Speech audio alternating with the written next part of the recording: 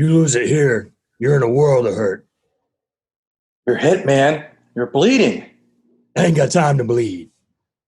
Oh, okay. You got time to duck? You was supposed to be the best. Make it easy on yourself, Dutch. Oh, cause some damn fool accused you of being the best. Goddamn jackpot. This is more than we ever thought we'd get. We finally got those bastards. We got them. I know one thing, Major. I drew down on them and fired straight at it. Capped off 200 rounds in the minigun. Full pack. Nothing. Nothing on this earth could have survived. Not at that range. I'm scared, Poncho. BS. You ain't afraid of no man, Billy. There's something out there waiting for us. And it ain't no man. We're all gonna die.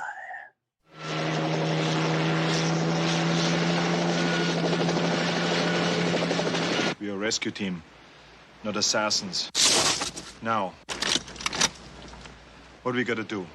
In a part of the world where there are no rules. We pick up their trail at the chopper, run them down, grab those hostages before anybody knows we were there.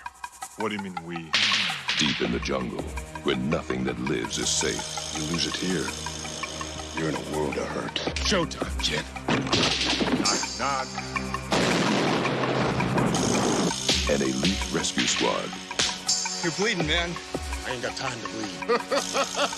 Is being led by the ultimate warrior. We need the best. That's why you're here. But now, What's got Billy so spooked? there's something out there waiting for us. And it ain't no man. They're up against the ultimate enemy. Holy Mother of God. Nothing like it has ever been on Earth before. She says the jungle just came alive and took him. We cannot see it. No blood, no bodies. We hit nothing. But it sees the heat of our bodies and the heat of our fear. Whatever it is out there, it killed Hopper. And now it wants us. It kills for pleasure. He was skinned alive. It hunts for sport. It's killing us one at a time. We're all gonna die. But this time, it's picked the wrong man to hunt. If it bleeds, we can kill it.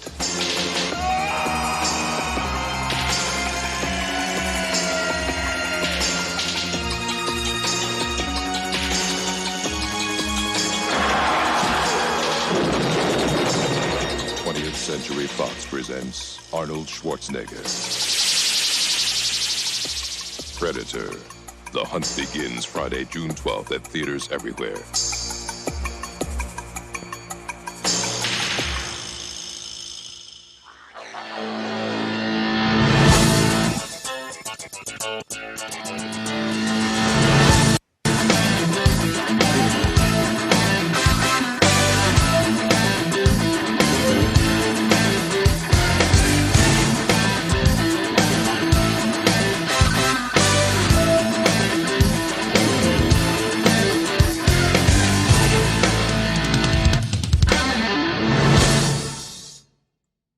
Welcome to Couch Potato Theater here on the Fandom Podcast Network. Couch Potato Theater celebrates our favorite movies, which include all of those hidden gems, cult classics, guilty pleasures, box office blockbusters, and failures.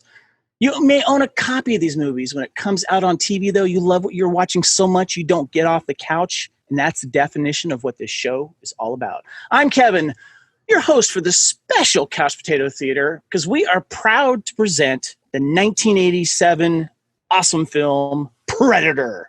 But Kyle, we have special guests here in the house because not only are we going to be talking about Predator, but all of our guests are actually part of a very special Predator cosplay from DragonCon. Right, Kyle?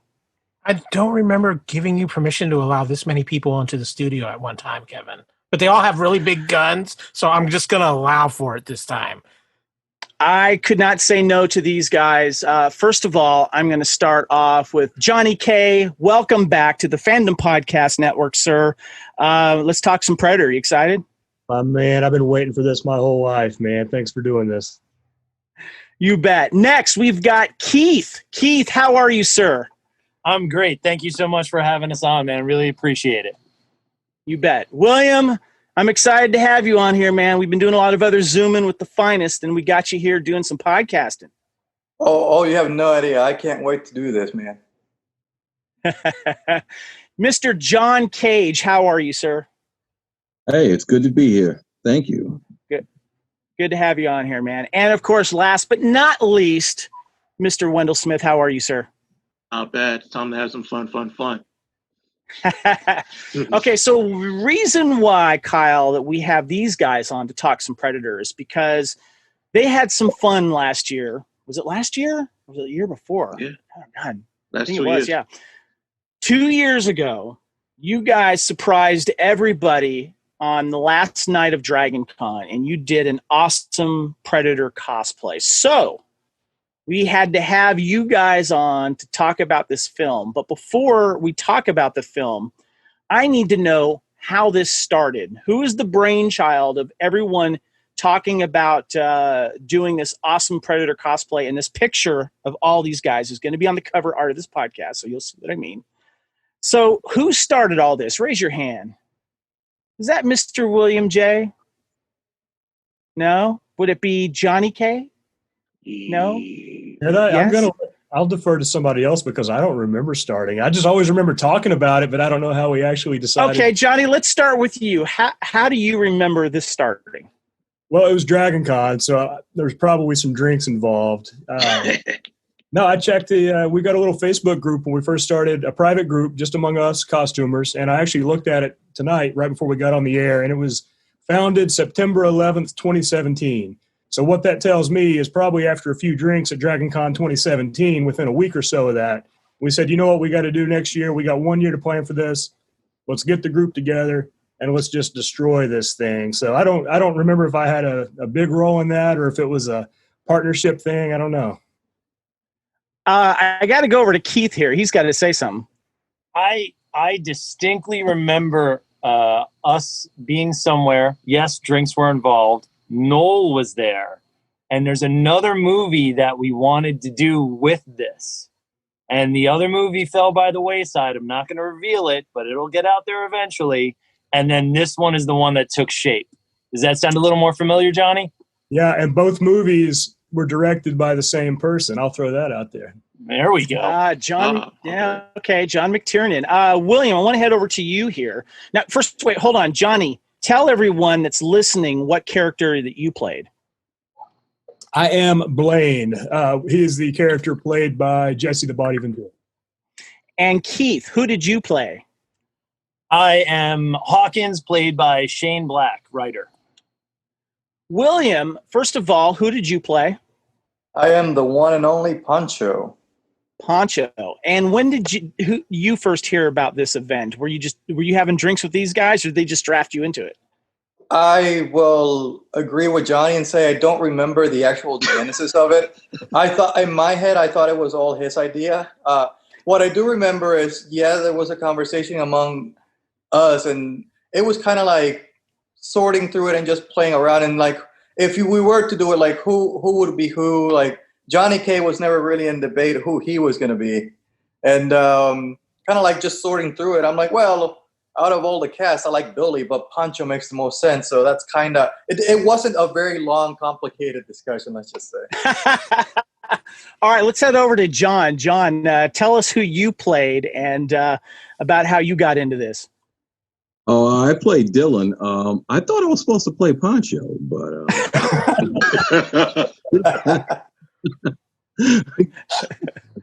yeah, usually anything Johnny throws at me, I usually go along with. So that's how I. So you're like, yeah, I can jump into that role. So yeah, okay. Let's head on over to Wendell. Wendell, who did you play? I think I played Arnold. Nah, I don't get mistaken for Arnold, but I do get mistaken for Bill Duke. So I actually played Mac. Okay, so where did you first hear about this? Who told you? Actually, talking with Johnny after a con sometime last year, just before DragonCon. Cool. All right, here's what I want you to do, Johnny. We got it. I want to let people know about how you guys tell a story, how you guys finally got together at DragonCon, because The thing that shocked me the most was not how awesome that you guys looked, how detailed your costumes were, you know, and all the patches, the guns, and everything like this. If you know Keith, he always wears a beard. He shaved it completely off. I didn't even recognize him. So, Johnny, lead us up to that famous night at DragonCon where you wowed everyone and did that fantastic photo shoot. Yeah, like I said, we had, it was right after DragonCon 17 when I looked back and started seeing the conversations on Facebook and us first talking about it. And, you know, all of us here, you know, we all been doing the costuming gig for a while. It's nobody's first rodeo. And the more you do this stuff, you know, I think probably the more the appeal is to get it just right. It's one of those things, if you're going to do it, you're going to do it right. You're going to do it the best anybody could ever do it. And, you know, I think probably all of us, our personalities are probably known for going that, you know, little bit extra mile. So, you know, when we started looking at all the individual components and, you know, now that we got Blu-rays and stuff like that, it's so easy just to, you know, freeze frame the movie. You can see everything. We're lucky with Predator because it's all 80s, you know, mostly 70s and 80s surplus equipment. It's not, the specialty stuff gets a little expensive, but the basic stuff is pretty cheap. You know, you can find it pretty commonly. So then it's just a matter of studying that film, studying the characters, you know, taking a look at every single, you know, nuance of the character and just kind of going from there. And I think probably the hardest part probably, and Keith will get into this later, is probably wasn't the costumes. It was just getting the makeup and the blood and the, you know, the camo. And I mean, that's, you know, you can get dressed in 20 minutes, but then it's like filming a movie. You got 2.5 hours in the makeup chair before you can go hit the floor. And if we'd known that our first year, we probably would have started at about 5 o'clock instead of about 8 o'clock at night. But Keith, you can attest to that, I assume, right? Yeah, my skills as an illustrator, designer, engineer, and now body painter came into play. Doing the wounds, even getting a little prosthetic dimple for Johnny's chin. You know, for the Blaine dimple on his chin, the wounds, the smeared makeup, because they go in at night and the makeup's right there. But then as the day goes on, as they go to get extracted, as a couple days go through, it starts to wear off and sweat and everything. So, yeah, just it's a blast, but it does take. I'm the guy doing it, so it takes me about 2 hours to do everybody, including myself. John, what was the best part about that photo shoot and that night premiering all the Predator costumes? It was definitely Keith shaving his beard because he was skinny without it. You know, it took me a while to get used to it, and then I would just stare at him, and it was it was disturbing and intriguing at the same time. So that was my highlight, actually. Wendell, what about you? What was your highlight? Actually, walked the walk pretty much because we didn't even make it out of their hotel. We barely made it to the Everyone first was floor. stopping you. Yeah. I think we made it to the first floor, and that's when people just stopped us and like, okay, we need pictures now.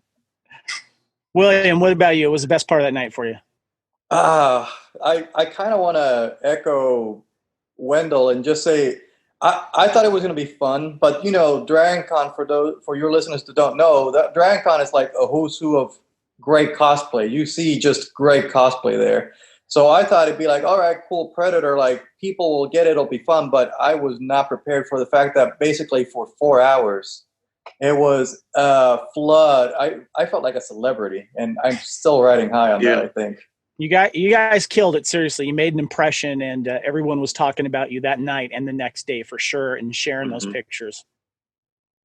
Yeah, William? Yeah, like I think actually thinking back on it, my highlight is this one guy came up to us middle of the night. We were all high and on like the euphoria of it all, and he just said, "So, I gotta ask you guys, did you guys become friends because you look like the characters? Or was it the other way around?" That might be the highlight for me. Yeah. Awesome. All right, guys, we're going to be talking about the movie itself, but first I want to get some contact information out there. Thank you all for listening here to the Couch Potato Theater special presentation of the 1987 Predator, the original one with Arnold Schwarzenegger. First of all, everybody, please follow the Fandom Podcast Network on YouTube. We are brand new there. You can get some YouTube exclusive video there. We're going to be doing a lot of fun there, but also you can get all of our audio podcasts there. So make sure you check us out. Please subscribe and get that notification when it goes up. We'd appreciate your help and assistance there. Our master feed, where you can find all of our podcasts under the Fandom Podcast Network umbrella, is at fpnet.podbean.com. Please check that out. You can find the Fandom Podcast Network and this Couch Potato Theater on that master feed, and also a lot of the main podcasts here, Apple Podcast, iTunes, Stitcher, Google Play, Spotify, iHeartRadio. Kyle, we have Amazon tuned in, right? Amazon tuned in, yes. As well as just regular Amazon Music now. I'm real quick too. You guys look all really cool in this red and blue font and this mask I put on. I don't know what's going on, but it's really cool. So Kevin, you're completely blue. I don't know what's going on there. Just keep your little parrot gun pointed elsewhere, man. Please follow us on Facebook at Fandom Podcast Network. We're on Twitter and Instagram as well. Email us at fandompodcastnetwork@gmail.com. My name is Kevin. I am on Instagram and Twitter at Spartan_Phoenix. Kyle, where can we find you? You can find me on Twitter at AKyleW or on Instagram at AKyleFandom. Johnny, where can we find you on social media? Best place to get me is Twitter at that Johnny K guy. William J., where can we find you, sir? Check for me on Instagram on William_J87. And Mr. Keith, where can we find you? RDMN Cosplay. It's pronounced Redman. Just take the E's out of it. So Redman Cosplay on Instagram and Facebook. Gotcha. John, where can we find you, sir? War_cosplay at Instagram. On Instagram. And cool. All right. And Wendell, where can we find you? On IG, I'm BIGSMU. That's Big Smooth. And then on Twitter, I'm Amalgulus. That's GENALMALGLUS. Damn, that's a long name. Very cool, man. It's all right. We got you. All right. Also, you can support us one other way. Apple Podcast, iTunes. Please head over there. Search Fandom Podcast Network. We would love a review because it makes us more visible. We love positive reviews, of course, but, let us know what you think. We'd appreciate it very much. All right. Let's talk some Couch Potato Theater Predator. A team of special force ops led by a tough but fair soldier, Major Dutch Schaefer, are ordered to assist CIA man Colonel Al Dillon on a rescue mission for potential survivors of a helicopter downed over a remote South American jungle. Not long after they land, Dutch and his team discover they have been sent in under false pretenses. This deception turns out to be the least of their worries, though, when they find themselves being methodically hunted by something not of this world. Now, you guys, we've got some famous Predator posters here. We've got, obviously, the original one that doesn't tease the Predator, where we've got Schwarzenegger himself, but under some type of, he's being zeroed in on by a target. Then, of course, we've got a couple versions of that. Then later on, when the Predator's teased, we get the Predator all over everything. So I wanted to ask you guys, let's start with you. Let's start with you, John. What did you think of these posters? I didn't know what to make of it. It was very, I think that's what made the movie so great, was you didn't know what you were in for. It was just kind of blank. There was no real trailers out. So it looked like a war movie. And, when you actually watched the movie, it was so much more. It was like a shocker. And that was way before people did teasers and, blogging about stuff. So it was all new to everybody who went to see it. True. Wendell, what about you? Do you remember seeing those posters before you saw the film? That was a long time ago. That was a long, long time ago. But yeah, I'm pretty much in the same boat as John. I didn't know what to really expect for it. And at the time, funny thing is, I think I went into the Marine Corps 2 years after the film dropped. So I don't know if that was an influence or not. Let's head over to William here. Tell me about the first time let's be honest here. William, you're probably one of the younger members of this costume group here. What I love about getting to know you is that you are being I'm going to say probably thanks to several people, but maybe a couple people here on this panel. You've been thrown into a lot of pop culture and movies, and I love watching you grow up with these right in front of my eyes. So when and where did you first see The Predator? I mean, The Predator is such a pop culture thing. I was in some way, I was always aware of it. The actual movie, I did not see until adulthood. I can't tell you, like, I was aware of the posters and what it looked like, and I can't tell you, it's not something I saw as a kid, but I remember the posters, like, always being around, and I actually thought Predator meant Schwarzenegger being such a badass that he was basically the Predator hunting other people down. That's what I thought. That's cool. I like that. I'm going to go to you, Keith. When and where did you first see this film? Well, when it originally came out, I live in New Jersey. I'd go to New York a lot, and I'd go to the Port Authority. And I remember the posters. There's a tunnel, a very long tunnel between two buildings of the Port Authority. And the posters just lined that tunnel. So I just knew it was a new Schwarzenegger action movie coming out.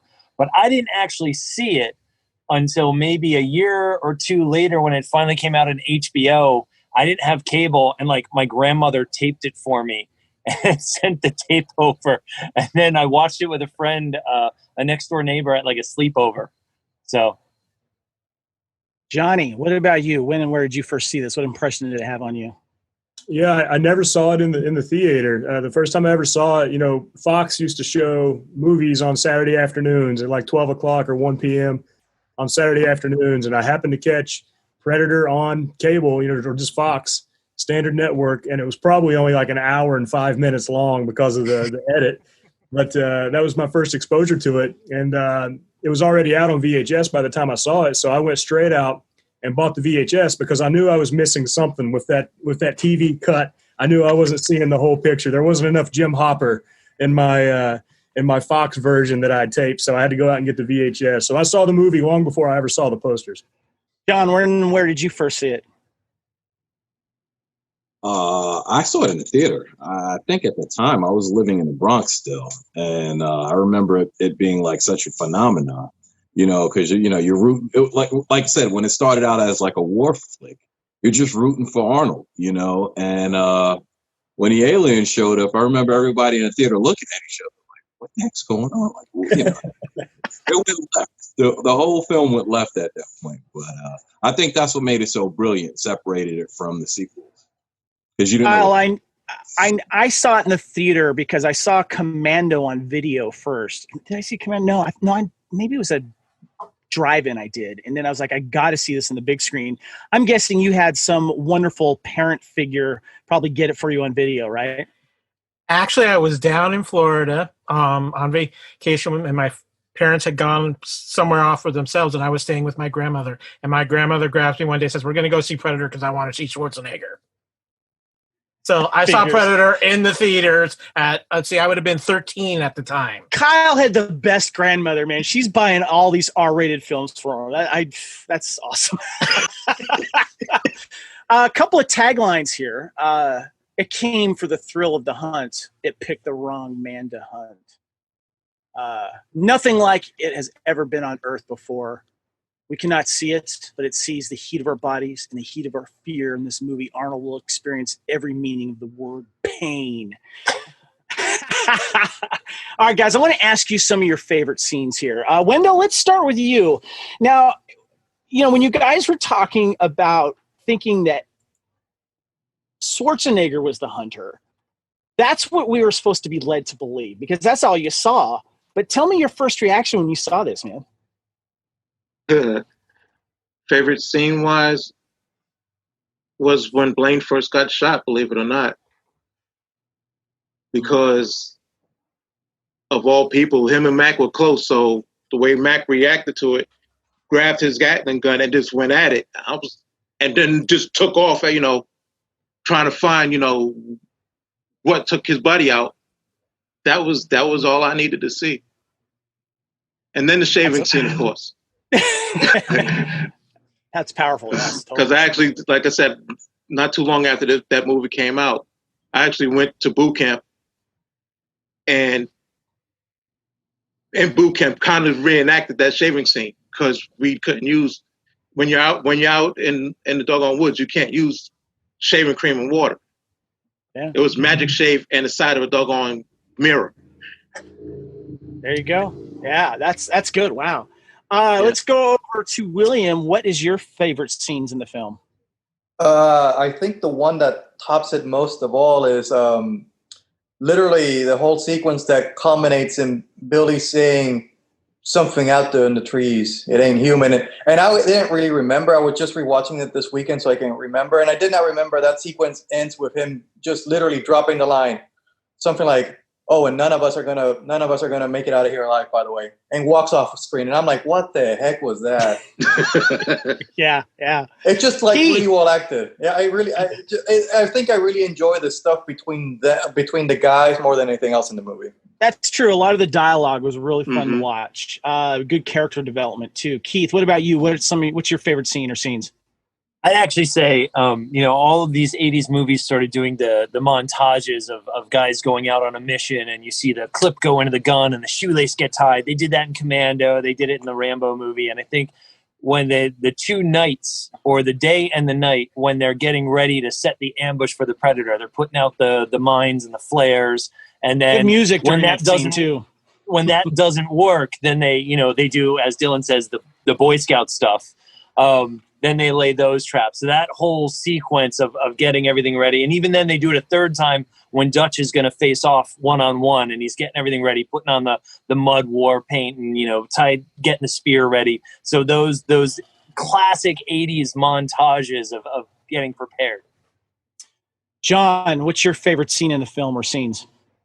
My favorite scene is when Billy is like getting ready to confront the Predator and he cuts his chest. And it's just like he's getting all like souped up. You think he's going to do work. The scene cuts away and he screams like 2 seconds later. That is like my favorite scene. I have to agree with you, because what I like about that scene that you mentioned, John, is that Billy gets immortalized because you get to see what his spine looks like.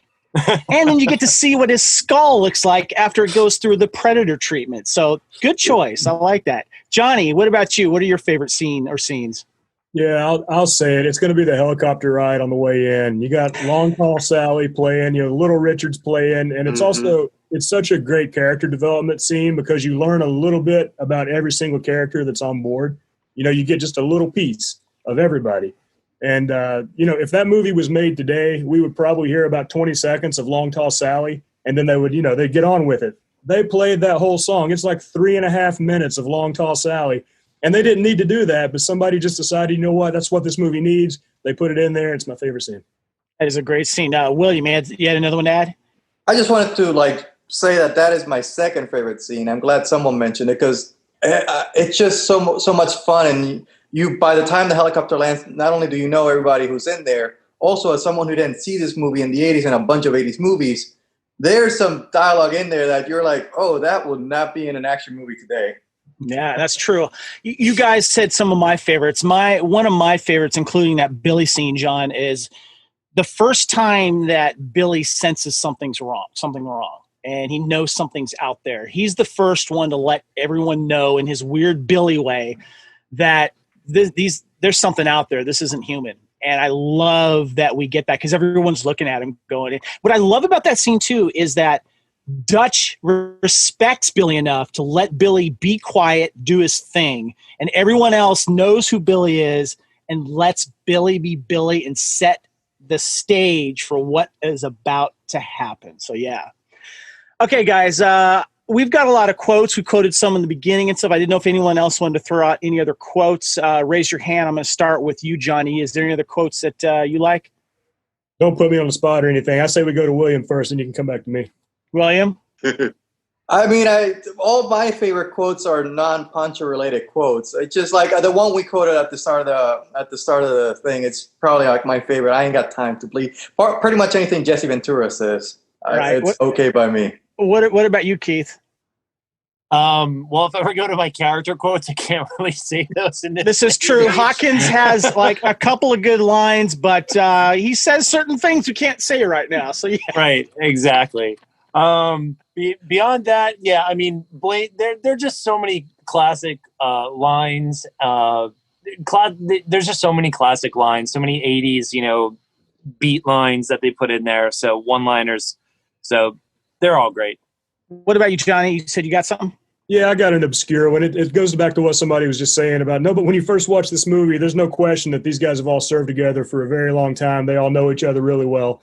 And there's a great line in there between Chavez and or Pancho and Dutch, where Pancho says, "Do you remember Afghanistan?" And Dutch says, "I'm trying to forget it." And that's all it is. And your brain just kind of goes on that. It's like, man, how long have these guys been doing this stuff? Jay, did you have another one, William? Yeah, I couldn't not let somebody else steal it from me.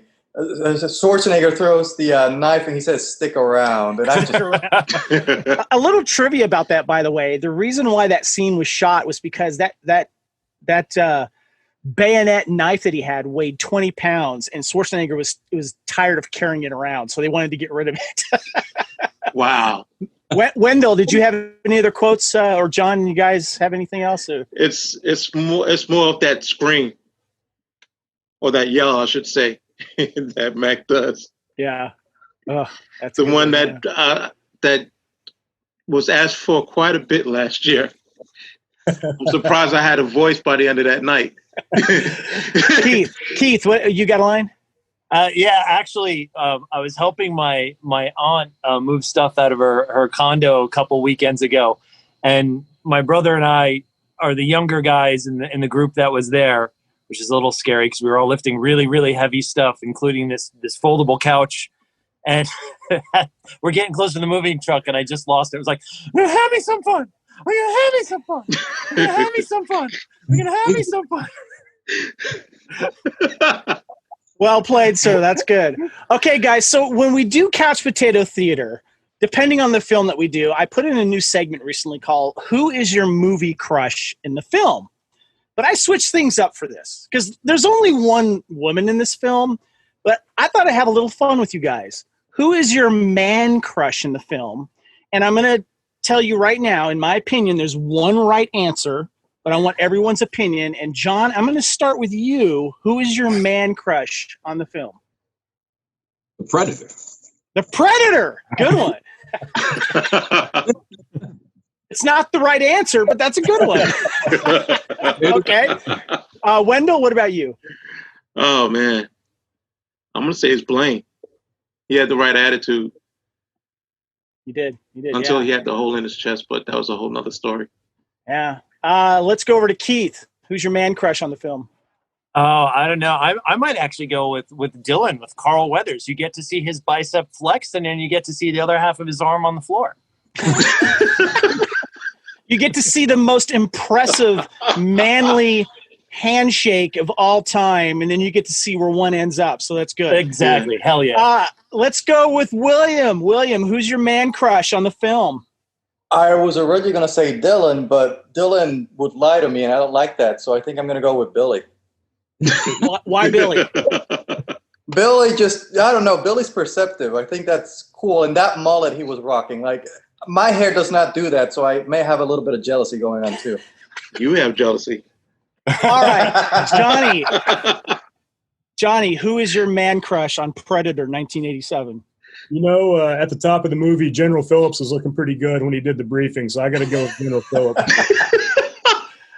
And no. You got to pick someone from the team. Or the Predator.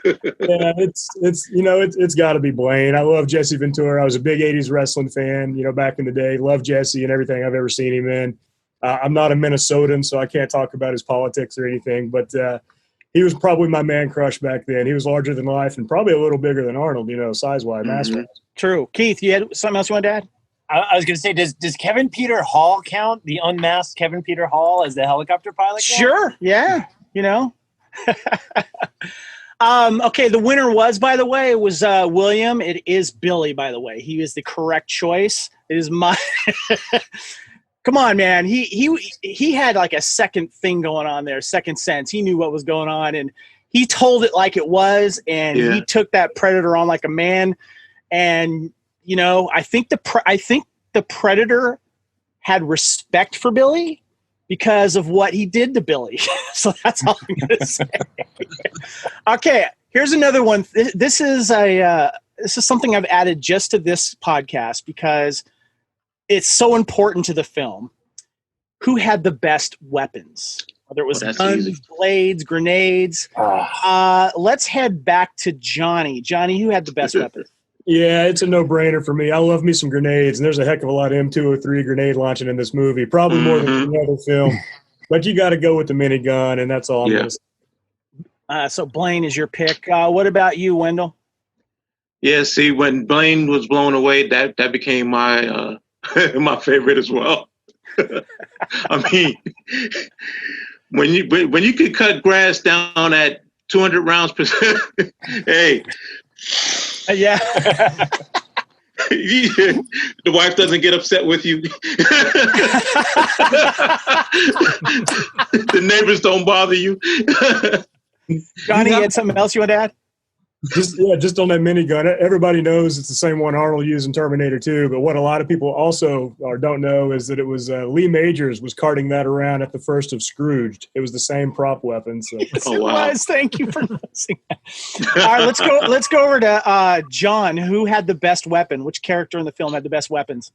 Oh, it's definitely Blaine's minigun. Yep, If you had to go up against a giant lizard, that's what you want to have. You don't want to have a grenade launcher or any other weapon. That's it. What about you, Keith? Who do you think had the best weapons? Well, when they don't have their main weapons, they have their MP5s or they're converted to look like MP5s. Oh man, Billy's machete is pretty awesome, but I'm gonna go with Poncho. That grenade launcher was ridiculous and gets utilized a heck of a lot in some really, really cool ways. Before I go to you, Kyle, William, who had your favorite weapon? Oh, easy. I'm going with my boy Poncho on this one. That grenade launcher just looks nice, and also it won't break my back while I carry it. So this is true. Kyle, you got your favorite weapon? Okay, I'm so the railgun is awesome, but I'm so disappointed with all of you. I'm taking the thing with the camouflage, the parrot ultra shot thing, the predator weapons. Come on now, guys! I was wondering when someone was going to mention that. I had to go to my my co-founder of the Fandom Podcast Network to get that one right. Yeah. That would have been my pick as well.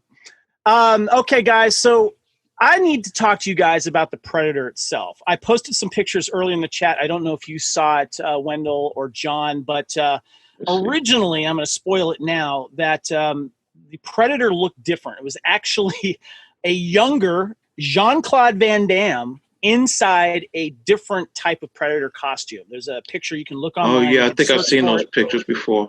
But what happened was Jean-Claude Van Damme, he complained about how cumbersome this thing was, and it was. He ended up leaving about 3 days into the shoot. And so one of the things they did, they got Kevin Peter Hall. He was the one that eventually was in the new design Predator. But for certain shots during the filming, they had him dress up in this red outfit so he could stand out for the special effects among all the green foliage.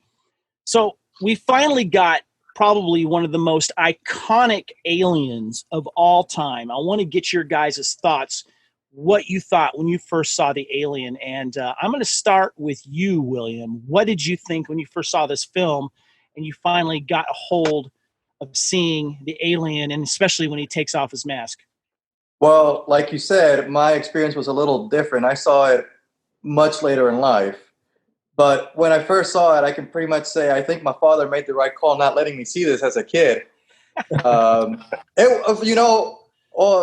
any joking around, anything, like for the time the movie was made, the effects on just how good it looked was ridiculous. Just recently, we had the most latest Predator movie that came out. I think Predators, I think it's called.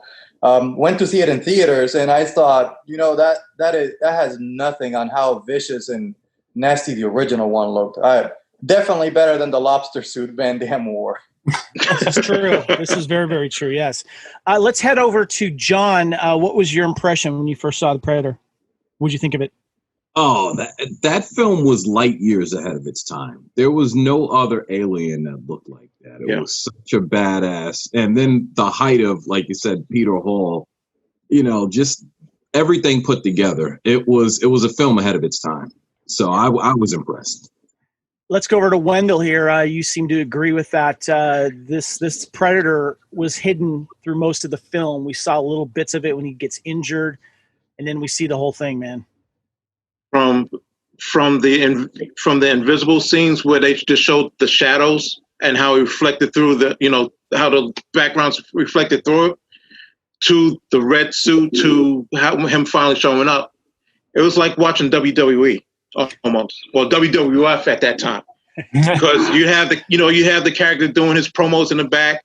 That's him doing the invisible thing or the red suit thing. And then when he shows up in the ring, you got this huge 7 foot tall with dreads halfway down his back and razor blades for doggone hands almost. Yeah, it was awesome. Keith, what was your first impression when you saw the Predator make his appearance? I mean, it was amazing. The design, the armor was so cool. The wrist blades were amazing. When you see him, when Arnold comes up in the mud and you see him looking for him, and you get the head tracking with the laser cannon, like just the technology, just the design, it was all amazing. And then when the mask finally comes off, and then the scream with the mandibles, I think the story goes that Stan Winston and Cameron were on a plane together, and Cameron was like, "Hey man, you don't see mandibles on a creature. Why don't you try that?" And that was the way they went with it. I mean, that is so iconic now, but back then it was like, what? You could do that? You could put a set of mandibles on that thing? That's amazing. Johnny, they built up to this. You get like this commando movie in the beginning, and then it turns into a horror film, and this is the reason why it does when you see the Predator. Yeah, we clocked it today. I threw it on this morning, and we were watching through it. You don't get your first glimpse of the Predator until 42 minutes into the film, and then you don't get your first real good look at him until about an hour 5 into the film. So they're kind of taking a page out of the Jaws book there, where the shark is scarier when you don't see him. And when I watched that today again, that's what stuck out to me. How long that movie goes before you ever even see Predator. So when you see him, you're ready for it, and it doesn't disappoint. Kyle, I wanted to ask you about your first reaction to seeing this in the theater with your grandmother for the first time. Yeah, so just real quick, so everybody here understands, my grandmother's all-time favorite movie was Porky's. So that should tell you all you need to know about my grandmother. One of the things that I remember somewhat about it is you got a double surprise with the Predator, because you got the first look at it, but it was all armored up and it looked so cool. But then you get that second look without the armor and you see the mandible claw. So you get that double shock of it, and you think it looks so cool with the armor, and then you see it without the armor and you're like, holy crap. And so I think that's one of the things, and what Johnny brought up, the fact that you don't actually even see any kind of real look of the Predator until almost an hour into the film. And this, I thought they handled it in one of the best ways of any kind of monster reveal ever, probably since Jaws. Yeah, that's an excellent point. And John, I want to touch on something that you said that rang home with me. You said this film was ahead of its time. And what's interesting, too, is that it didn't have the biggest budget. And Arnold was coming off a Commando, and he trimmed down on this thing. He lost a lot of weight because he wanted to look more,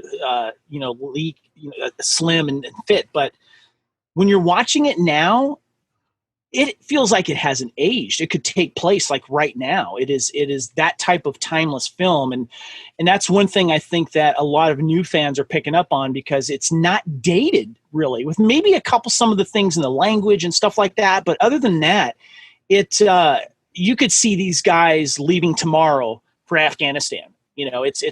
Well, they're dead now, but before that though, But I wanted to mention to you guys, in development, following the release of Rocky IV, and I remember this, a joke circulated in Hollywood that since Rocky Balboa had run out of earthly opponents, he would have to fight an alien if a fifth film were made. So screenwriter brothers Jim and John Thomas took an inspiration from the joke and wrote a screenplay based on it. It was called originally Hunter. I want to ask you guys about the cast here, because what really, and Johnny, you touched on this about that scene in the helicopter. that they pretty much play the whole Long Tall Sally song. You get a feeling for everybody. And there's some great screenshots of these guys. I really can't imagine anyone else playing anyone different, but I wanted you guys to just take a quick moment to touch on the cast itself. Johnny, I'll start with you. Well, I mean, the first thing you got to mention, right? I mean, this is a movie that only had like 8 people in it, and 2 of them went on to become governors of U.S. states. So, I mean, that's 25% of the cast of this movie became governors, which is pretty insane. And then, Sonny Landham, who played Billy, he tried to run for governor of Kentucky, but it didn't work out real well. Then he tried for the U.S. Senate too. But, that aside, I can't imagine anybody else playing any of these characters. I mean, it's just that's just who it is. I can't even picture anybody else in any of these roles. How do you feel about that, Wendell? I want to say I feel pretty much the same way, but the biggest thing that I'd actually like about the cast, when you actually look at them, they look like they were military. They don't look like they were just thrown into the movie. They acted as if they were military. If you were just the average Joe coming off the street, you wouldn't be able to tell. Good point. Excellent point. What about you, John? What say you on the cast? You couldn't change anybody. I mean, the way the cast, the way their personalities and the actors themselves like blended together, it's timeless. I mean, you couldn't recast any of those people with anybody else. It has to be exactly who was there. So that's what makes it so iconic. Is everybody the cast. Yeah. Keith, what about you, man? What are your comments on the cast? No, I mean, everybody is just absolutely perfect for all of their characters. Even their given character names and sort of their take on things and whatnot. I know Shane Black was doing some rewrites as he was, part of the reason he's in the film is because he was doing rewrites while they were going along. So they needed him in the cast so he could do that. But everybody just fits perfectly, looks perfectly. Everybody has their own look, their own weapon, their own signature style, their own signature lines. It's perfect. It really is perfect. I could not imagine anyone else doing any of those roles. William, I want to ask you your thoughts on the cast, but you being a little bit younger than us, were you familiar with the actors, all the actors that were in here, or just a few of them? Actually, no, that's a great lead into what I was going to say. I was not familiar with every single character in there. I think the Carl Weathers I only really knew from, the Rocky movie. So it was fun seeing him in something else. The one character that I took like really with me, the actor that I definitely went on to research and learn more about was Bill Duke. Because I thought his stuff was just so on point, and he was just so committed to that role. I'm like, whenever I see Bill Duke and other stuff, like I'm like, not only do I recognize him, but I'm like, well, that's the guy from Predator. That's what he is in my mind. As far as the rest of the cast, I'll echo what everybody says. I can't really imagine anybody else doing a better job. But from what I've researched after the fact, because when I do cosplay and research something, I really go in there. I've read some of the stories from behind the scenes, like Carl Weathers and Schwarzenegger were so competitive, and so were like some of the others. Like they would just be doing like reps on set, like and working out together, and just trying to like build up camaraderie that way. So that when you hear that kind of stuff and you see the camaraderie on screen, it really comes through that they really liked each other and they were just really good at what they did at that point in time. Excellent point. Yeah. Kyle, I want to ask you, I know you got something you want to say too, but I also want to ask you because we have someone that does the voice of the Predator that went uncredited at the time, but he's a little more famous now. What? Just because Optimus Prime is the greatest thing walking the planet? Peter Cullen did the voice work for the Predator, uncredited for a long time. People didn't realize this, and it finally came out. Once he actually admitted to it at a convention at some point that he did this. But the voice of Optimus Prime did the Predator. Anyway, Kyle, just a couple of things on the cast. I mean, one, they're absolutely perfectly cast, but there's a couple interesting stories. If you read Jesse Ventura's book, I Ain't Got Time to Bleed, which is a great read, he talks about how he was so competitive with Schwarzenegger, but he paid off several of the grips to tell him when Arnold was scheduled to work out the next morning. So he'd go there about 10 minutes before Arnold did and just bust it and break a sweat and tell Arnold, "Oh yeah, I've been here for a few hours already," and he always was able to get the info, and it just enraged Schwarzenegger. But even the better story is this: you have all these tough guys, but there was one that stood out because nobody dared to even go anywhere with him, and that is Sonny Landham. They were all scared of Sonny Landham because he was freaking insane. Yeah, we'll touch on that in trivia because I got something about that. Keith, you wanted to mention something? Yeah, but you know what? Keep going because I had it and then I lost it. That's right. So, guys, the budget of this film was $15 million, which was cheap considering. They filmed it in Mexico, which made things a little bit cheaper to film. And it grossed a little over 1,200 opening weekend here in the U.S. and then a total just almost 100 million U.S. worldwide gross. So that was a successful film, obviously. But, we like to have a little fun with the critics here. Believe it or not, it had mixed reviews here. I'm going to start with Roger Ebert. Though finding the creature's motivations poorly explained, critic Roger Ebert was more complimentary on the film. He wrote, "Predator moves at a breakneck pace. It has strong and simple characterizations. It has good location photography and terrific special effects, and it supplies what it claims what it is to supply an effective action film." Hollywood Reporter felt the Predator's weaponized attacks relied too heavy on special effects, but allowed that the film is a well-made, old-style assault movie and a full assault visual experience. Elvis Mitchell, New York Times, says it was grisly and dull with few surprises. I don't know what movie he saw, but anyway. Anything come to you, Keith? No. Good. Yep. Okay. Just keep going. Keep rolling with it. All right, so I want to ask you, one thing that really made this film here was the soundtrack by Alan Silvestri, who did Back to the Future here. Of course, we had Long Tall Sally in there, but there was something about this soundtrack that really led to being uncomfortable for most of the film. One of the best ones I think you mentioned earlier, Keith, was the montage of them setting everything up and the music behind that. Johnny, you've obviously done some work recently, and I want you to mention your award-winning film that you did, and you know a little bit about music. Thanks for the plug, man. I appreciate it. Yeah, check out my film is The Killer of Grassy Ridge. It's a 9-minute short film. Similar to Predator, we filmed it almost exclusively standing out in the woods with not a heck of a lot of artificial light sources. So I looked at Predator for some inspiration about filming out in the woods, and also The Revenant, if you've seen that. But yeah, thanks for the plug. But yeah, the music, I mean, when you hear Alan Silvestri's score, you can hear Back to the Future in there every now and then, or I can. There's a lot of horns, and the percussive stuff is great. But, it gets downright tribal in Predator too. Just some of the drums and some of the stuff going on. I mean, it's got its own kind of character. And I don't even remember if any of the other films, I think they use the same theme. But I don't think Silvestri's main score works as well outside of the jungle, as it did in that first film. This is true. I want to. I just before we talk about the filming locations, and we hit the break here. John, I want to ask you: did the music hit you at all? Did you feel it as you were watching this film, or was it just kind of like another character of it? Well, it was kind of like sauce on a nice steak. It went along with it. It helped it all go together. So it was definitely an active, tasty ingredient. You could say. That's a good way to put it, Wendell.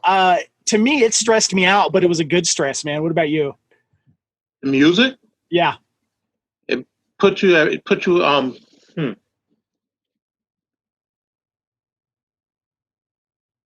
you there, almost. Yeah. It put you right in the middle of the jungle with them. Good point. Excellent point. Yeah. Every time they stressed, you stressed. It was as if you were there in the film yourself. So it's like you pay attention to it, but then you don't realize that it's causing your emotions to change as their emotions change. Excellent point. Keith, would you agree? Yeah, 100%. I know when we go out in costume, I've got the radio pack, and I actually have two Bose speakers in the bedroll for Hawkins, so I can actually play the score, which I have on a playlist. Or we like leaving the Sheridan, which is usually where we get ready, and playing Long Tall Sally as we go down the street, and everybody loves it. So the entire score, and even Long Tall Sally, is just fantastic. Silvestri's a fantastic composer. And yeah, I can remember that when Aliens came out, that theme for Aliens was in like every trailer of every action movie, but Predator is just its own thing. As soon as you hear it, you know it's Predator, but they haven't used it a lot anywhere else, which I love because it's just Predator. I want to ask you about the music in a second, but William, I want to go to you. Were you familiar with Long Tall Sally before you saw this film, or do you always think of this film when you hear that song? Long Tall Sally is one of those things I didn't know it by name, but it's one of those things I was aware of, and I knew the song. So when I heard it in the movie, I'm like, I'm now from now on forever, that will be the connection. And I don't know about you guys. And Kyle, I want to ask you, but whenever I hear Long Tall Sally, I only think about that scene that Johnny spoke of in the helicopter ride. Right, Kyle? 100%. Hey, Long Tall Sally equals sexual Tyrannosaurus. That's all Kyle, we actually had a discussion. We did a great podcast on Culture Clash where we were talking about our favorite composers, and Alan Silvestri came up in the discussion, right? Oh yeah, Silvestri is amazing. It was he's done so much, but the thing about this Predator score is, you know, you talked about it with Aliens, how that Alien score was used in a bunch of soundtrack, a bunch of trailers and everything later for other films. This Predator score is so iconic, you can't use it for anything else. It is so associated with the Predator, and the way they use the score in this film to create the fear and the mystery of the Predator as well. It balances out so perfect. I know, Johnny, that you probably took a lot of cues from that when you were filming. Yeah, absolutely. It's all an ingredient in the pot, as John Cage says. Yeah, definitely. And please make sure you check out The Killer of Grassy Ridge on YouTube. It is an award-winning short horror film done by Johnny, and he did a great job. Kudos to that music. I remember I pointed that out to you, man, because it set the tone. So congratulations on that. So thanks, awesome. brother. I'll plug them. Mattia Capelli, Doug Maxwell, and ESM Productions. They actually won Best Score at Soundgrounder Film Fest in the UK. We won for that music. So shout out to those guys, because it's the third character in the film, as I've heard from a few critics, and those guys deserve that win. So thanks for the plug, guys. You bet, man. You bet, man. Okay, so before we head to trivia, we're going to take a short break here. So trivia is up next, but for we're going to talk about some more of this film. But we're going to take a quick break and let everyone know what other great podcasts are here on the Fandom Podcast Network. Thank you for listening. We hope you're enjoying this podcast. We like to continue to feed your ears by inviting you to listen to the Fandom Podcast Network and all of the other awesome shows we have to offer. It starts with our flagship show, Culture Clash, our weekly pop culture news podcast. Bloody Kings, our Highlander podcast. Couch Potato Theater, our podcast celebrating our favorite movies. Time Warp, the Fandom Flashback podcast discussing a year in movies and our favorite pop culture topics. End Zone, the NFL podcast. Good Evening, an Alfred Hitchcock podcast. Union Federation, our Star Trek and Orville podcast. Hair Metal, the 80s and early 90s rock metal podcast. Type 40, our Doctor Who podcast. Lethal Mullet, a 1980s and 90s action film podcast. What a Piece of Junk, a Star Wars podcast. And our newest show, Making Treks, a new Star Trek podcast with a deep dive into the final frontier with host Mark Newbold and Adam P. O'Brien. You can enjoy all of these great Fandom Podcast Network shows on our master feed at fpnet.podbean.com.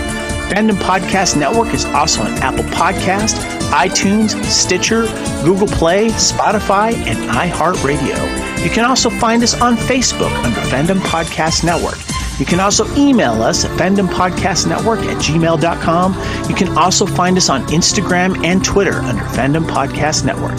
Thank you for listening, and remember, respect others and enjoy your fandom.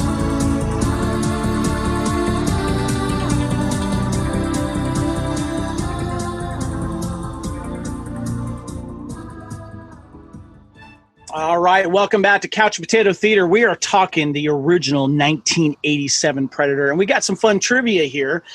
And the first one here, and we talked about Jesse messing around with Schwarzenegger and trying to find out when he's going to be working out.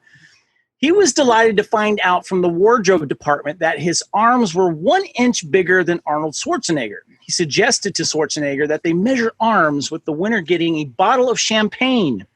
Ventura lost because Schwarzenegger had told the wardrobe department to tell Ventura that his arms were bigger. So I need to ask you, Keith, when you were, attending to Johnny's costume and his wounds, and you were using that baby oil to go over his muscles and stuff, did you recount this story? Well, I mean, one can easily see that Johnny's arms are a few more inches larger than mine. All right, John, I want to ask you about this. Dutch's line, "Get to the chopper," is Arnold Schwarzenegger's personal favorite catchphrase of all of his films that he appears in. Would you agree that this is probably the most famous line from this film, or would you disagree? Oh, that's the most famous line. Hands down. As far as Arnold quotes, there's a few out there, but definitely "Get to the Chopper" is definitely at the top of the list. Yeah. William? I don't know. I think do it now. It's such a strong contender there. I wouldn't just call victory like that. I'm like, it's neck and neck up there. That's a good one. Okay, Wendell, this one's for you. I want to get your opinion on this because I didn't know this. I thought it was funny. The Predator's blood, a goopy substance. Now, keep in mind, this is the stuff that's like day glow that you see, it's a goopy substance with the color of Mountain Dew, was made on the set using a mixture of liquid from Inside glow sticks and KY jelly. Yep. What's your thoughts on that? When I first read that, I laughed my ass off. But it made sense because how do you thicken something that's that liquidy up? Most people, you can't use flour. When the big man wounded it, you made it bleed. If it bleeds, we can kill it. Okay, I got to ask you this one, Keith, because you played Shane Black's character in the film Hawkins. He said that Shane hated the glasses he was given to wear as Hawkins. He wanted to wear authentic military-issue ballistic glasses worn by actual troops in the field. But John McTiernan wanted him to look as geeky as possible. Why do you think that is? Because he is almost, everybody is really, jacked and whatnot, but he's definitely the goofball of the bunch. One of my favorite photos to recreate in costume is him holding the Sergeant Rock comic. Yes. And along with the research, I absolutely loved finding that actual comic. I have 2 copies. I have one that I keep in good condition and one that I've taped and reinforced and keep rolled up in my pack to take it out for pictures and whatnot. But those glasses were probably one of the hardest things for me to find for my costume. Really? Interesting. Yeah. Yeah. Okay. Yeah. So I want to mention Shane Black real quick. He is he's a big guy now. He actually, a little trivia here, while he was on set of The Predator in downtime, he was putting on the final touches, or probably around the middle of it. He was working on Bruce Willis's film, The Last Boy Scout. He wrote that film. He's written a lot of films. He's probably more famous, got his start too, because he wrote Lethal Weapon. And he's also gone on to direct several great films. If you look up on IMDb, he directed one of my favorite Iron Man films. I know people are going to disagree with me, but he directed Iron Man 3. Keith? Iron Man 3. Iron Man 3 is a great mix of spy and action. It was a different way buddy to take cop Tony film Stark too. in there. Yeah, 100%. 100%. And it takes place during Christmas. If you watch most Shane Black films, he does a lot of Christmas stuff. So yeah, 100%. That's his thing. Yes, he's a great writer and he's a good director as well. So Johnny, I want to ask you this: the sound editors called Predator's shoulder gun the parrot gun because when it moved independently of the Predator while aiming. It reminded them of Peter Sellers with a rubber parrot on his shoulder.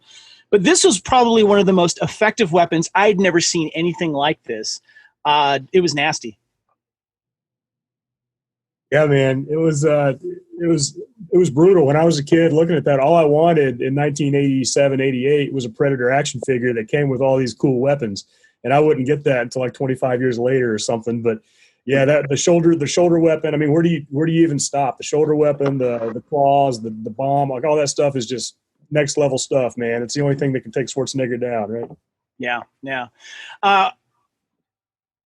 I want to ask you, John, the Predator costume weighed over 200 pounds. And even though 7'2" Kevin Peter Hall was large and a powerful man, it had to be connected to a bungee rig to enable him to move more believably. And also, too, he could not see anything when he had that thing on. He had to rehearse his moves, his fights.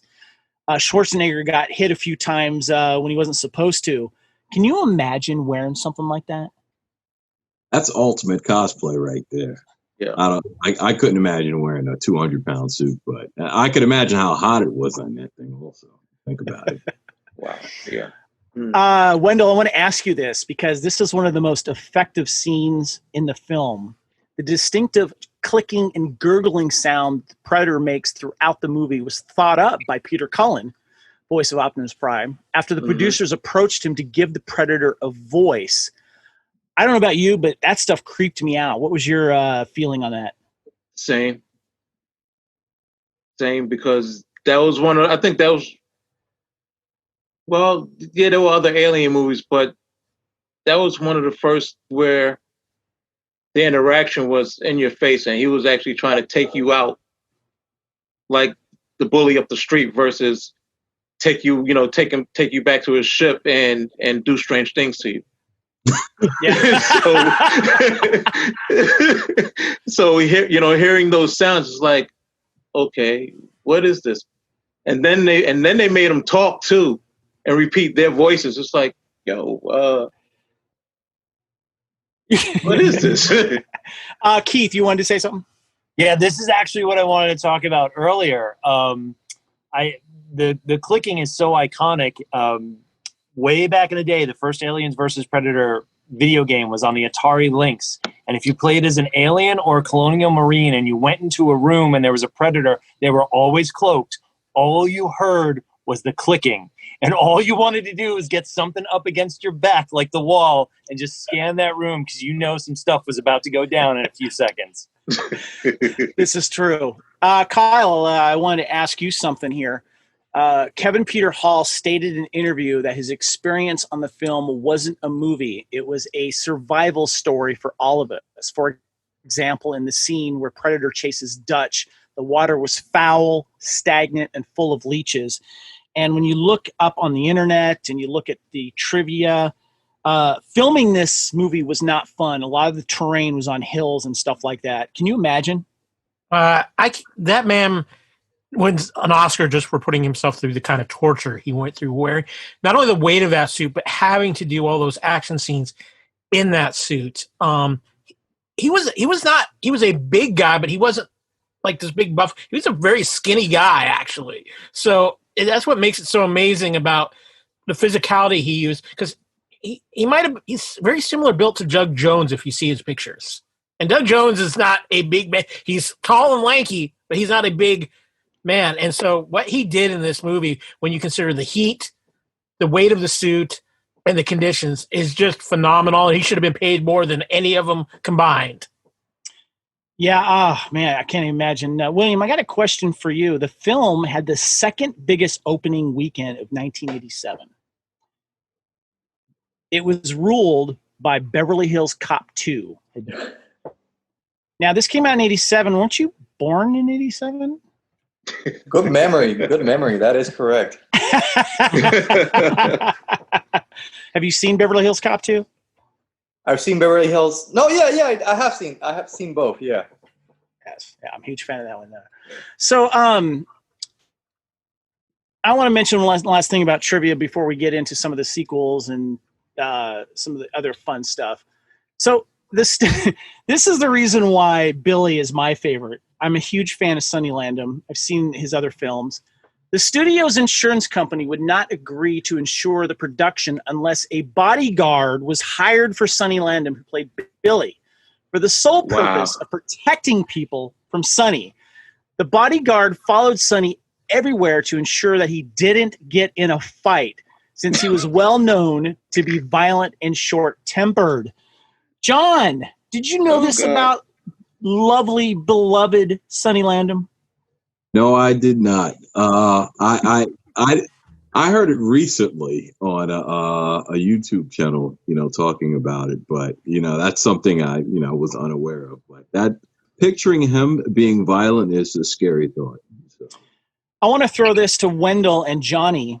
If you guys are all dressed up, doing your thing in the Predator, which one of you guys in your Predator group needs to be followed by a bodyguard? Johnny? I don't know. I think maybe that's a toss-up. Yeah, I don't know where. Yeah, I don't know. I think Wendell. I think that's a toss-up because and we probably take turns. Yeah. William, you had a comment? Yeah, I just want to say, like, for anybody who's seen the group, you know that one of the few characters we're missing Billy and Dutch, and having just heard that trivia you mentioned, I think it's a good thing we're missing a Billy. I don't know how that would work out.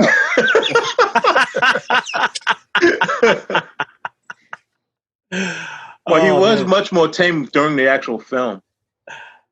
Keith. There's no bodyguard that needs to be connected to me because nobody recognizes me because I shave and have the face paint on and everything. So nobody can find me, so it's fine. Yeah.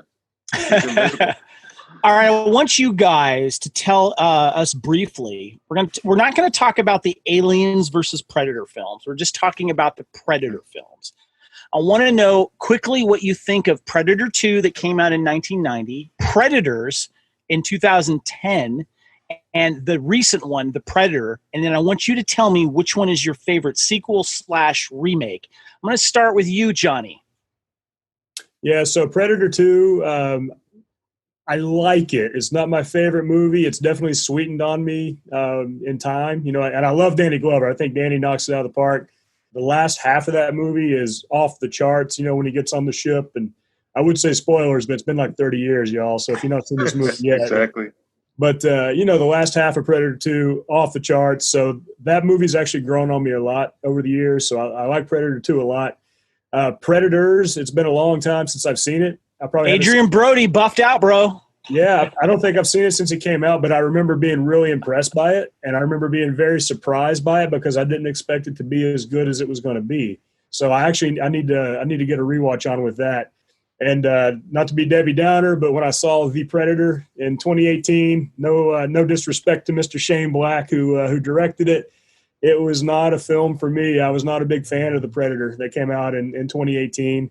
I only saw it the one time, so I don't have a lot of reasons why I didn't like it. I just remember walking out and being pretty disappointed, and I said, I really just kind of wanted a little more than that. So Predator 2 is going to be Predator 2 is my favorite of all the sequels.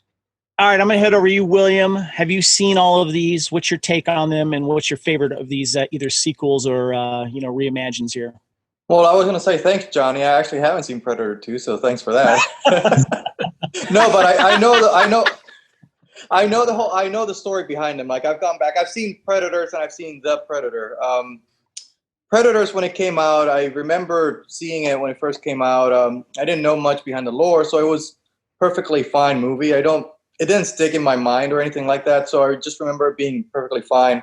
The Predator 2018, I enjoyed it, but there were just things in the story and the writing itself that just made no sense. And if you later on talk about it, let me know, because I have problems with that movie, with the story of. So even though I haven't seen it, I want to say Predator 2 is probably the best sequel. Wow.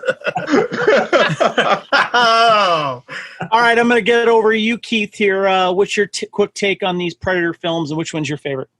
So I actually have only seen Predator 2. I've not seen Predators. I've not seen The Predator. So Predator 2 wins in default. Gotcha. Of the other two, though, Predators seems the most interesting to me. When doing research and different things like that, I've read about it on Wikipedia, and I'm not worried about spoilers or anything. Sorry, William.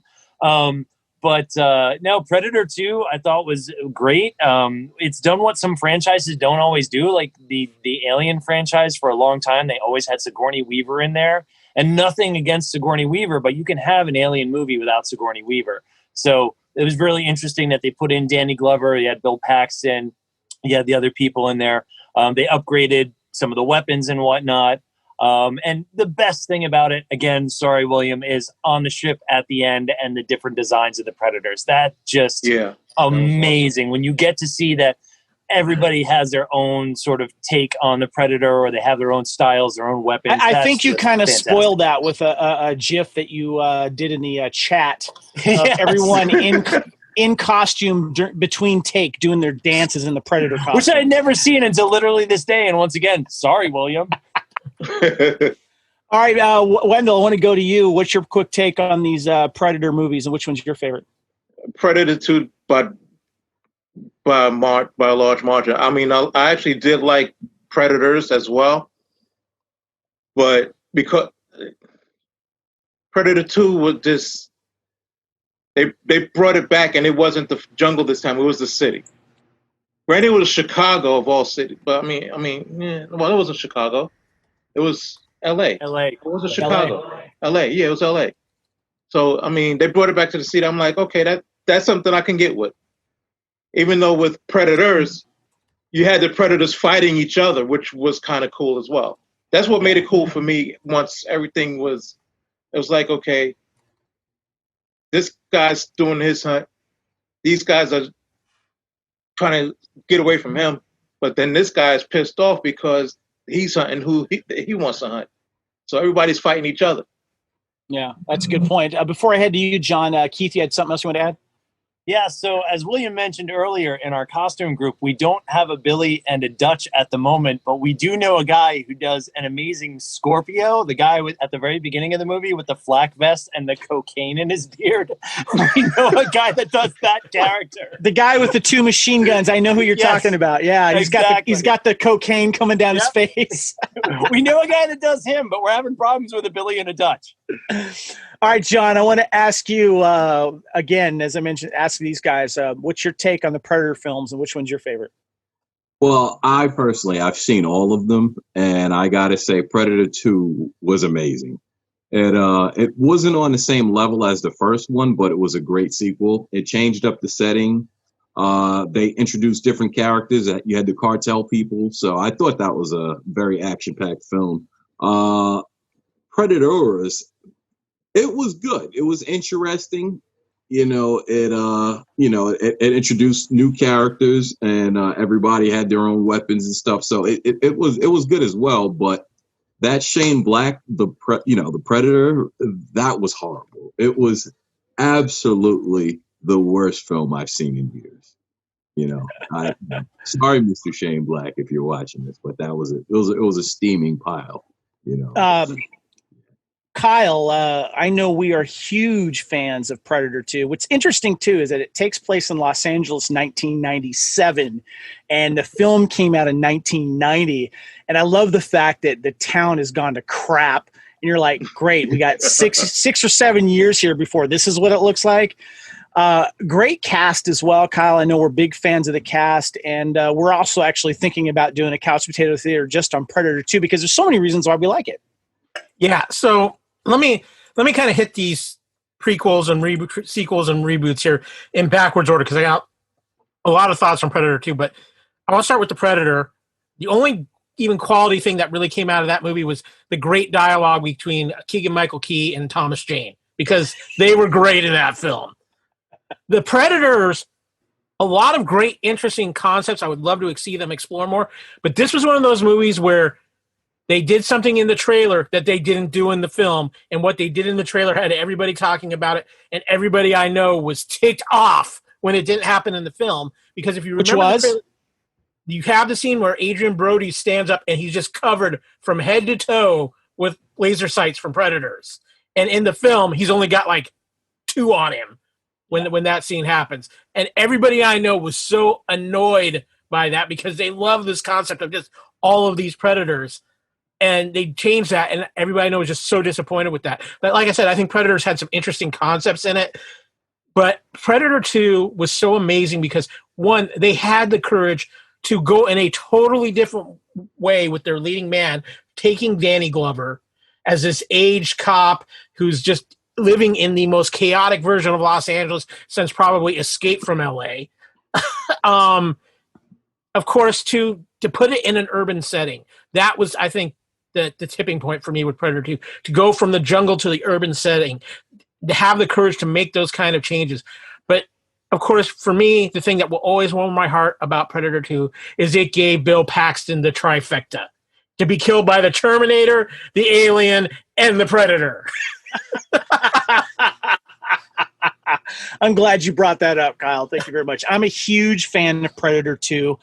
It has aged very well for me. I love the different lore, and we get not just some great characters, in this police squad, but also you get that great end scene. You get huge insight to what the Predators are all about, and that there's a sense of honor and respect with them. Johnny, you had a comment? Shout out to that trophy room on that ship in Predator 2, because that was one of the coolest things in Speak to it. What did you see, man? That's sexual Tyrannosaurus right there. It was an alien. Was there T-Rex skull in there somewhere too, right? Yeah. Yeah. So the alien skull there. There was a bunch of cool stuff there, man. The xenomorph was there, and the sexual Tyrannosaurus was there. So that's all we needed. Yeah, and then Johnny and Glover is his character, Lieutenant Mike Harrigan. He's ready to die right there. And he's like, "Okay, you guys got me." And then the Predator's like, "Nah, we respect you. Give them a flintlock from the 1700s, and they're out." I just thought that was great. Not even that. They gave him Billy the Kid's flintlock at that. Is it something like that? Yeah. Yeah. Man. Kyle, you had something else you wanted to add? I just wanted to add in about the trophy room. The whole alien in that set was actually a joke by one of the prop people. He snuck it in without telling anybody, and it got noticed in the film, and that's what created the whole fervor of connecting Aliens and Predator that nobody had even thought about. And that led to the Dark Horse Comics Alien Predator series. And then for years, please make this movie, please make this movie. And now maybe we wish they didn't make that movie. Okay, guys, before we wrap things up, a couple things I want to talk about is now there's toys all over the place for Predator. They started coming out, the popularity of the film. And then there was the Predator video game that came out in 1987. And Keith, I want to go to you first. You can comment on the toys and the game at the same time. But you said in the chat before we started this, you included this YouTube of someone playing the Predator game. And I think, and Kyle, correct me if I'm wrong, but I think Contra either stole the idea or Predator stole the idea. Kyle, real quick, do you know which one came first? I can't remember. I think this actually came out literally the same year. I think they came out the same year. Okay. Luckily, Contra did it so much better. Yes, this is true. Keith, thank you for posting that video because you pointed out that William had to watch this thing. And I watched probably a good 20 minutes of that game, of that video. I assume, did you play it or were you aware of it? No, I didn't play it. I was aware of it. I think Activision or LJN had a bunch of crazy licenses. Somebody had the Rambo game. Somebody definitely had the Predator license. And the games are never quite like the movie, and sometimes vice versa. A video game movie is never quite like the video game. But no, just watching it, same thing you said about Contra. I was like, wow, did they just take the backgrounds from Contra? Because this looks really, really familiar to me. But the reason William had to watch it is because there's an incident where William had to punch a bee once. And I'll let him elaborate on that, maybe another podcast. But that was solely for him because Arnold, his first weapon is his punch weapon, and he's taking out scorpions left and right with that thing. William, what did you think of this video? Did you watch it?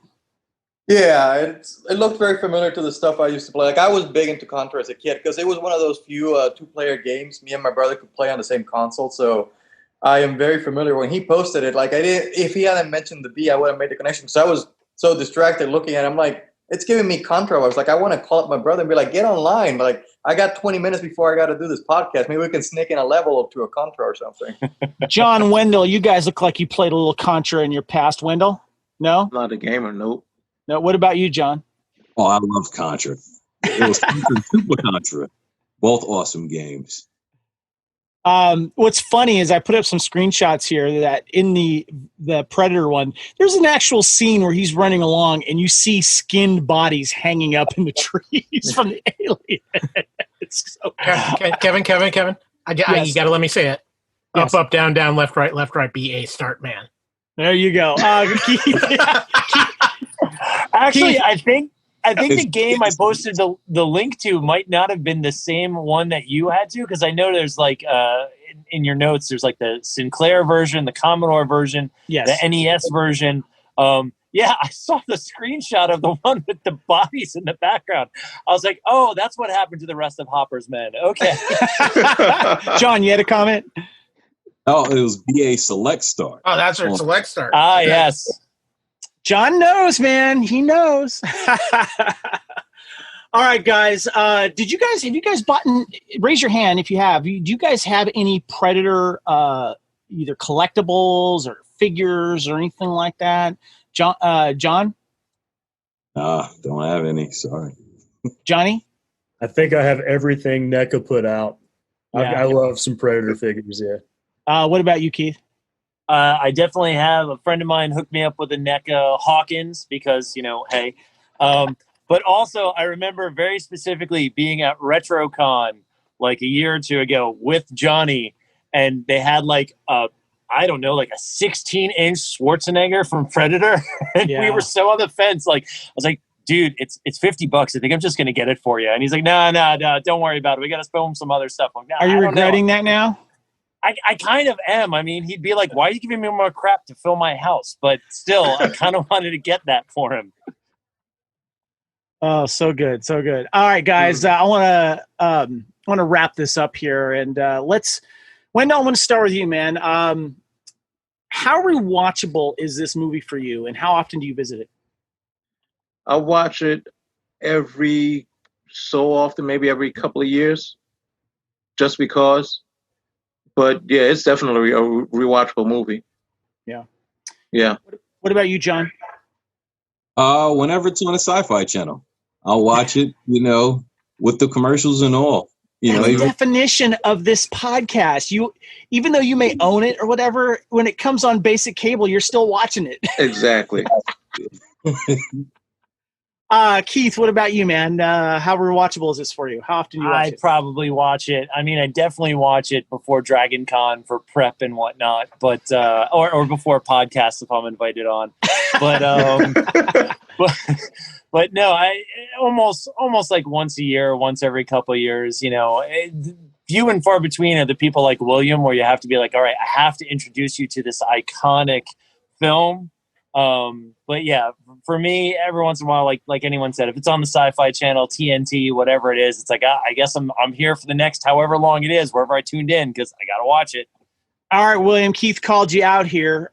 You saw this a little bit later than most of us here. Obviously, it had an impact on you. Do you find it rewatchable? Is this in one of those things, or are you kind of one and done with it? No, I definitely think it's rewatchable. Again, I just saw it this weekend, and I hadn't seen it since the first time Johnny introduced me to it. Like, you always catch clips here and there, but I sat down, and now that I've seen it for the second time, I could actually focus a lot more on the character stuff as opposed to focusing on.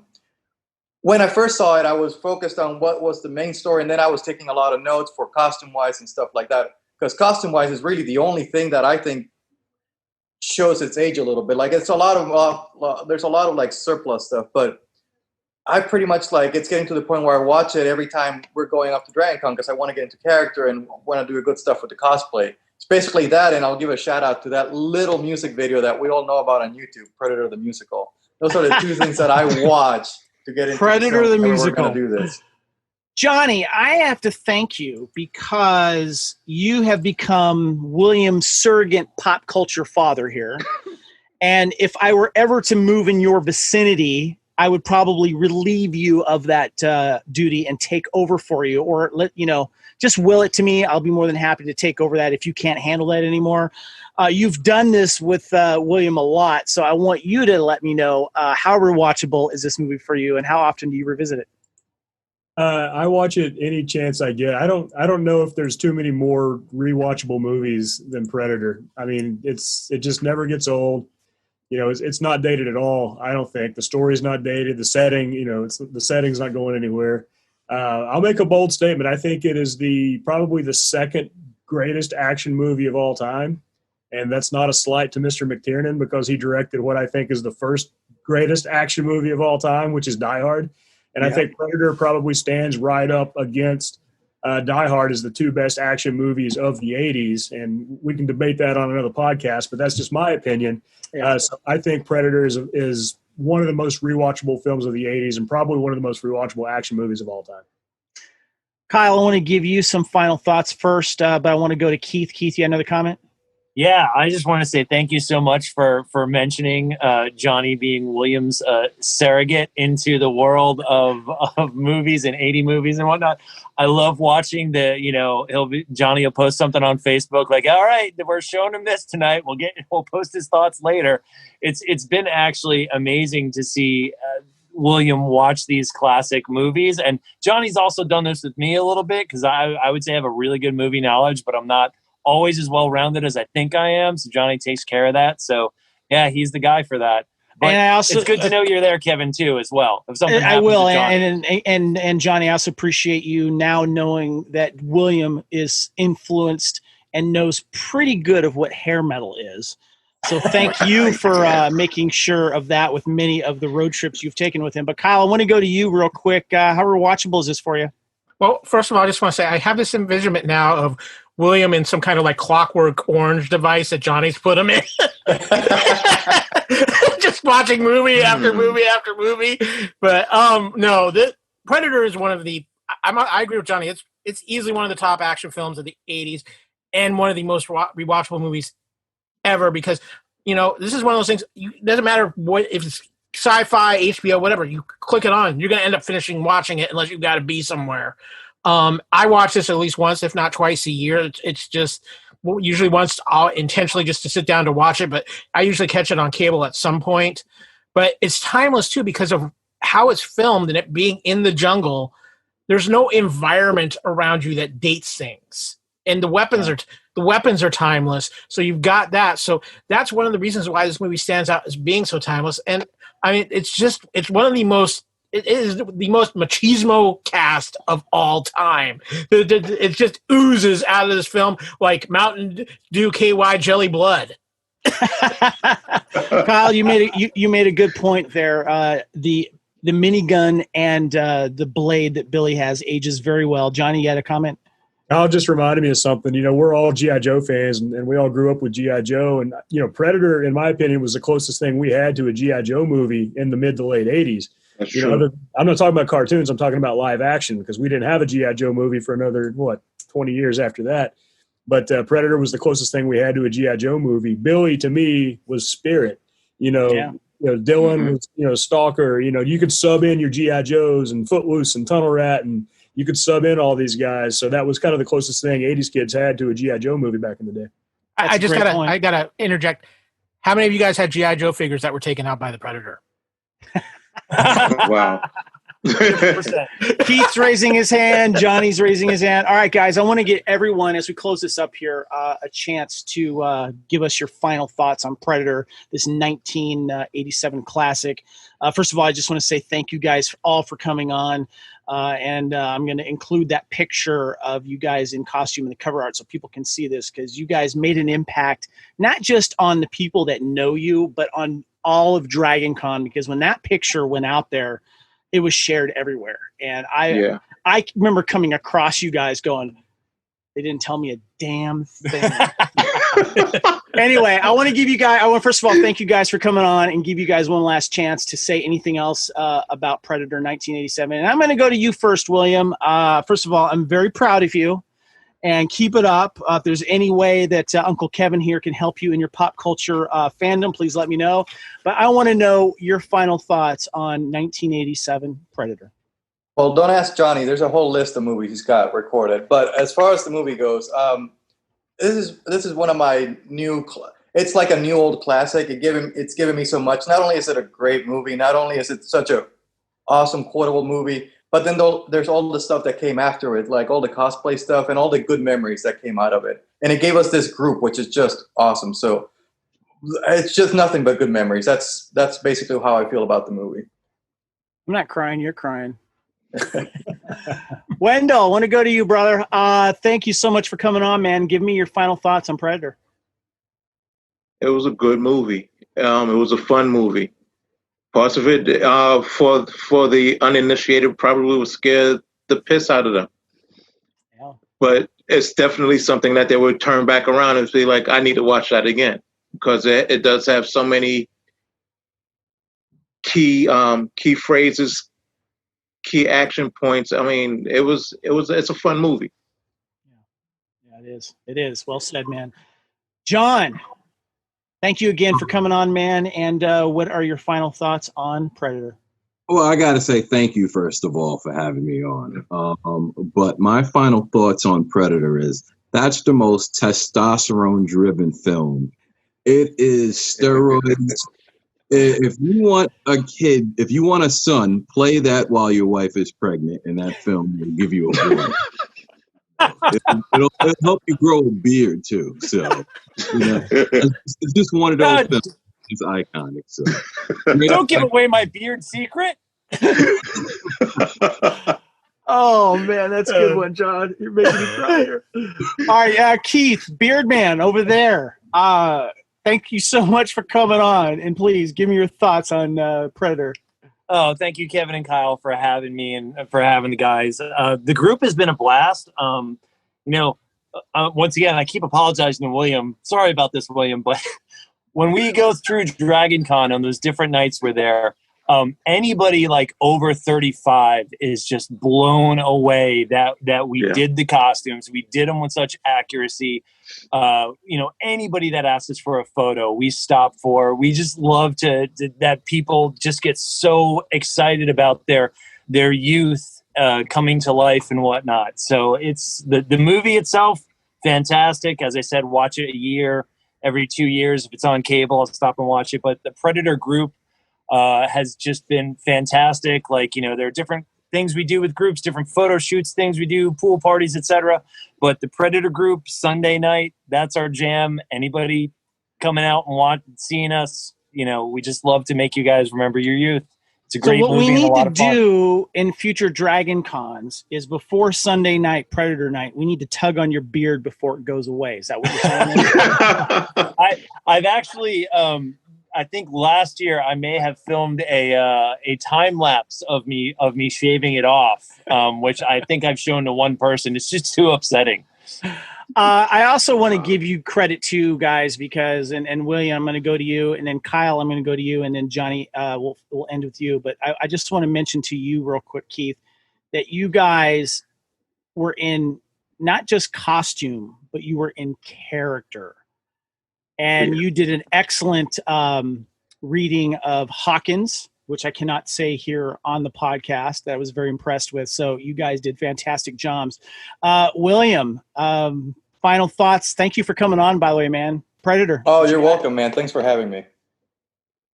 Anything else you want to say about Predator? Anything to say? Like, the movie was fun, and I love it all the more because it gave me, the chance to do the group and talk and be here and talk about it. And it gave me like something that I only have with these other guys. So that's my biggest takeaway from the movie. Something cool for guys to like talk about and join over. Well said. And I know these guys got your back. Before I go to you, Johnny, Kyle, any last words you got here for the Predator? Well, first of all, it's cool finally being able to meet all these famous DragonCon cosplayers. I hear from Kevin, the Predator group, they're, and you guys, I've seen the pictures. You guys do phenomenal. Hopefully, I'm going to make back. We'll have DragonCon next year. I'm going to be able to make it back there, see you guys in person, meet all you guys in person. But it's been so cool doing this with you guys. And as for Predator itself, like I said, I think it's one of those films that's going to be ageless. And you say what you will about the sequels, the actual movie Predator is just it's a time capsule film. You can put it on at any time, and I think it was a genre-changing film too. It changed how I think between that and Aliens, it changed how we perceived alien horror type films and the approach people took to them. And it's probably as close as you can get to a perfect action film. I truly do believe that, because it has everything prerequisite for an action film like this, and it is the ultimate guy movie. And like John said, the baby comes out, it probably has a stogie going on too. So, but no, it has been a blast, and I'm going to put this all together, make sure you guys sound really good. Nice. All right. Johnny, thank you so much for coming on, brother. It's always good to have you again on the Fandom Podcast Network. And I just want to say,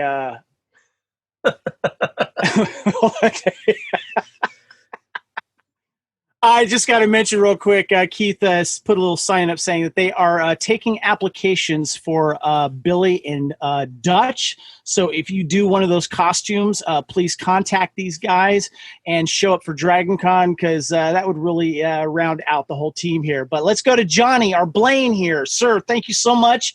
Love having you, of course, on Culture Clash, talking about your new award-winning short film, The Killer of Grassy Ridge. And also I have had you on a couple times for the Hair Metal podcast. Your final thoughts on Predator, brother? Yeah, first, foremost, thank you, man. Thanks, Kyle, for having all of us on. It's been a blast. Love talking Predator and love all these guys.